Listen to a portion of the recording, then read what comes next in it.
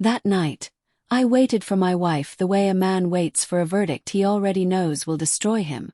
I sat on the edge of the couch, fingers clenched so tight around my phone that my knuckles burned, watching the minute hand crawl across the clock like it, too, dreaded what came next.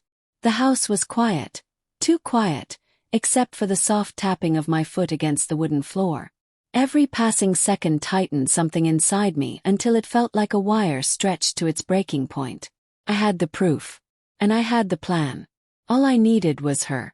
At 11:42 p.m., the door finally opened. Lena stepped inside with the same careful calm she always carried, brushing her hair off her shoulder like she'd simply had a long day at work. But her eyes flicked toward me just for a second, and something in that glance, hesitation, guilt, confirmed what I already knew. "You're awake," she said softly, setting her purse on the table. I swallowed hard.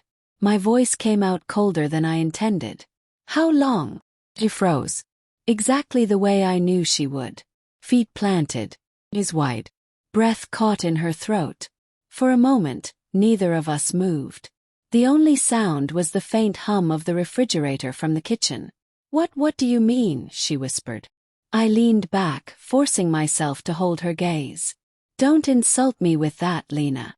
She opened her mouth to speak but stopped. Her hands trembled slightly. I wondered if she noticed me watching. "Daniel," she said finally, "please. Let's not jump to." I slid my phone across the table toward her. The screen lit up. Messages, pictures, locations. Her lover's name staring back at her like a sentence written in fire. Her face drained of color.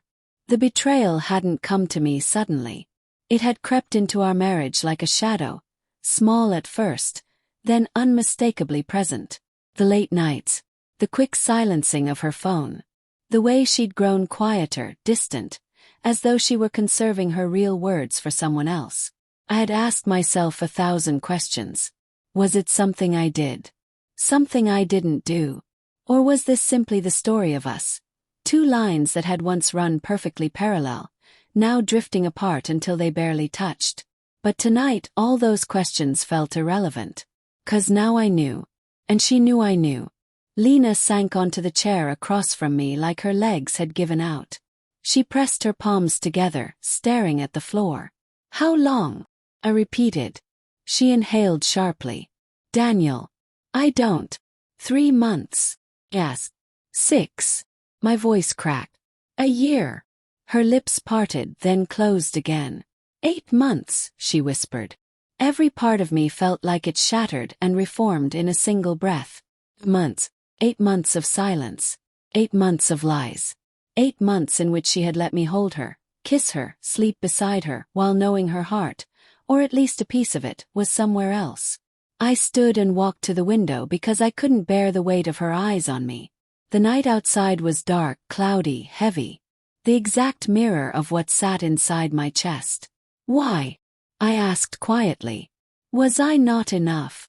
She shook her head quickly. "It's not that. Daniel, you are. You've always been good to me." The word good felt like a blade. Predictable. Familiar. A husband you settle for. Partner you cheat on when something more exciting appears. "So that's the problem then," I said bitterly. "I was too good." "No." She stood abruptly, voice breaking. "It wasn't like that. I just felt lost. Everything in my life felt wrong and I didn't know how to talk to you about it. And when he stopped. When he what?" I turned toward her slowly, jaw tight. "When he offered what?" Something I couldn't. Tears welled in her eyes. "Daniel, please don't make me say it." I laughed, a short, broken sound. "You already did." We stood there, the space between us filled with things we could never take back. Memories, lies, hopes, and the raw, jagged truth. "Why didn't you tell me?" Yes. Lena wiped at her cheek. "Because I was afraid. Afraid of hurting you. Afraid you'd hate me. Afraid of losing everything." "But you did lose everything," I said softly. "You just didn't realize it." She took a step toward me, reaching out. "We can fix this. I'll end it. I'll do anything, Daniel. Anything." I stepped back. It was instinct, reflex, the kind of movement you make when touching something hot. Her hand dropped. Plan. I had told myself earlier that if she confirmed it, if she looked me in the eyes and admitted it, I would walk away. Quietly. Without screaming. Without begging. 'Cause I still loved her. And that was the worst part. Loving someone who had destroyed you from the inside out. Daniel, she whispered, voice trembling. Please don't leave. I turned to her fully, for the first time since she stepped inside. Don't leave. I repeated. Lena, you left months ago. I didn't, she whispered. I just made a mistake. A mistake.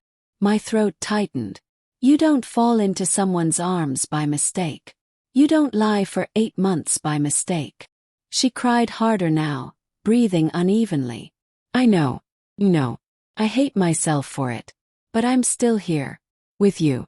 Doesn't that mean something? I wished it did. But betrayal changes everything. It rewrites you. I already packed a bag, I said quietly. It's in the car. She stared at me as if I'd delivered a blow. You're leaving. Tonight. Tonight, I said. Because if I stay, I won't recognize myself anymore. She sank to the floor, knees hitting the carpet softly. Daniel, please. Don't walk away. Just talk to me. Shout if you need to. Hit something. Cry. Just don't leave like this. My vision blurred. You think this is easy for me? I knelt down too, but not to comfort her, because my legs felt weak. Lena, I whispered. I married you because I believed in us. Every plan I made, every hope I had you in it. But you broke something in me I don't know how to repair. She cupped her hands over her mouth, sobbing. And I realized then, painfully, that despite everything, a part of me still wanted to reach out and hold her. But I didn't. Love doesn't always win. Sometimes trust is the real backbone of a relationship.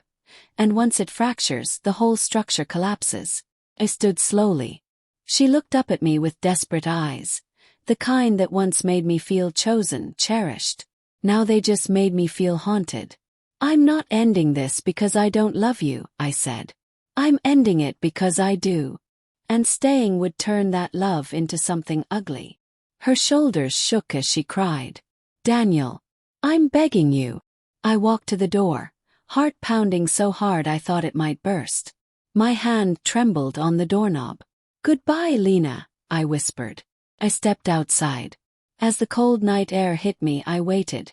For regret, for doubt, for the ache that had been building to finally crush me. But what I felt instead was a strange, painful clarity. I wasn't walking away because I wanted to. I was walking away because it was the only way left to save myself. And sometimes, that's the hardest kind of courage.